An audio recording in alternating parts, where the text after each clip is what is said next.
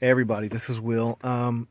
Thanks for checking out my video diary. I just thought that it would be kind of cool to have an opportunity to kind of open up and share a little bit about this brand new book that just came out, and I'm really excited about it. It's called TS44, The Button Tree Prophet. And, you know, uh, it's always been fascinating to me because, you see movies, and I say it with movies because and I don't know if it'll be the same for future things that I write, but this was such an inspired work. When I was writing it, so much of it felt like it was almost writing itself, and in my mind, I almost saw it as a play.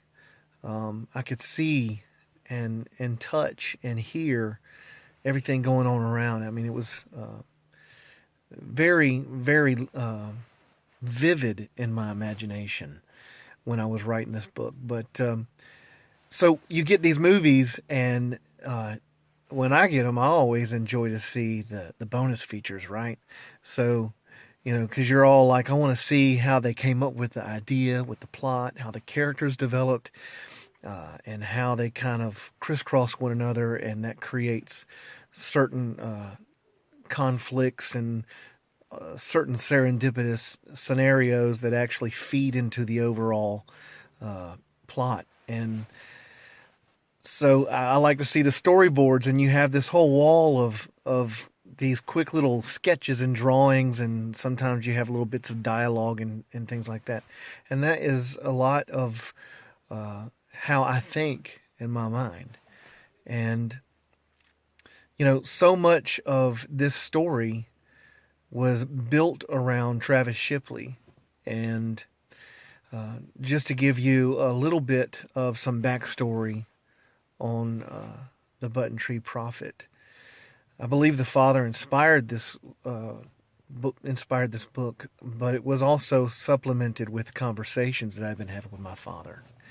And my father, he's my hero, and he's 78, and I really felt compelled to have some conversations with him and learn a little bit about what his childhood was like, right? And try to tap into that culture, into that feel, into that experience as best as I can, and our experiences are all unique, and the way that we perceive things and filter things in so many ways is unique. So, I did the best I could to try to convey a lot of that culture, that time, that feel in the writing. And I don't want to say that it was bleak, but things were very difficult in that day. Um, and in truth, Travis Shipley, he's 10 years old in the story, but uh, there's a I say scene. There's a chapter, I believe it's actually in the opening chapter, where it describes him, shows him, here again, my imagination, describes him walking down the sidewalk on Rosewood Drive to the market, to the corner store, to get some more kerosene in the kerosene can for the stove. Uh, and so when I talked with my father shared with me that his mother would actually take a little kerchief, right?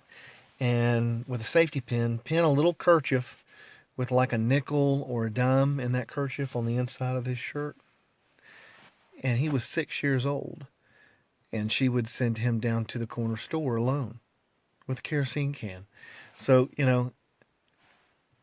things like that, and it gets kind of revamped and fed into the story that has some facts built into it, even though it's a work of fiction, right? And there is a Rosewood Drive, and on Rosewood Drive, there used to be a mill village there. Of course, now it's all been torn down. And it's a bunch of high rises and apartments and duplexes and so forth. Uh, but I can drive by that place today here in South Carolina, down in downtown Columbia. Uh, but that just is some of the backstory that I thought was really cool. And there's more to follow. I just thought that I would take this opportunity to briefly share with you a little bit of a peek, into the backstory of the making of this story and the novel. And I look forward to sharing with you guys a little bit more in the future. So if you haven't already, go get your copy of TS-44, The Button Tree Prophet, and give it a read. And I would love to get your feedback. Always love to get your feedback. So God bless you. We'll talk to you soon. Shalom.